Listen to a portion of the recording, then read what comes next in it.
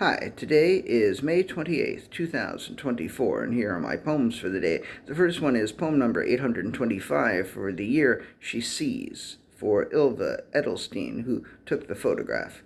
She sees the head of a giraffe in some dog shit smeared on the sidewalk. She sees unicorns in the vomit in the bathroom of the bar. She sees I Ching hexagrams in the bones of a discarded chicken carcass.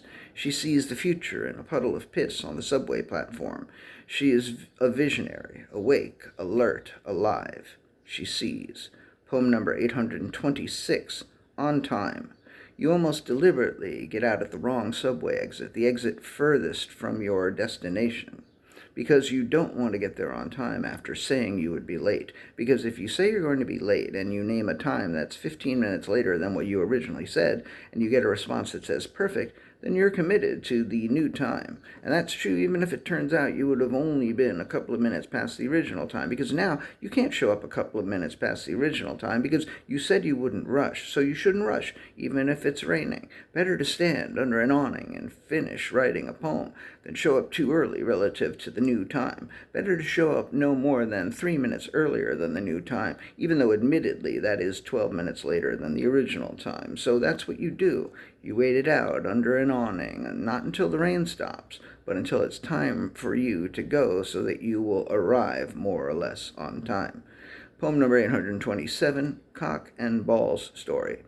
For a straight guy, he sure did talk an awful lot about cocks, and it was probably not a coincidence when one day an enormous set of cock and balls sprouted out of his head. He had to get the tallest top hat he could find, and still it was an effort for him to find the wherewithal to go to work. "What's under that hat, Dick?" his co-workers would ask, as if they didn't know. "Aren't you going to tip your hat to a lady?" his next-door neighbor would ask, as Dick slipped out to walk Genitals, his cocker spaniel. "Would you please remove your hat?" the crazy man, who always seemed to be at the Trader Joe's, would say. "This is a house of worship." One day Dick met a man named Virginia who had a vagina in his thigh. They moved to the bushlands, and although they were both heterosexual, they somehow made it work. Poem number 828, Better Ending. I would like to report that as I wrote the last line of the last one, I originally accidentally typed, "They comehow make it work." That is a much better ending, but it looked too much like a mistake. I also had hinterlands instead of bushlands originally, but that change was obvious. Sometimes this is at least as easy as it looks. And the last poem today, poem number 829, I had the title Come Rise, but I think it needs another title. I don't know yet.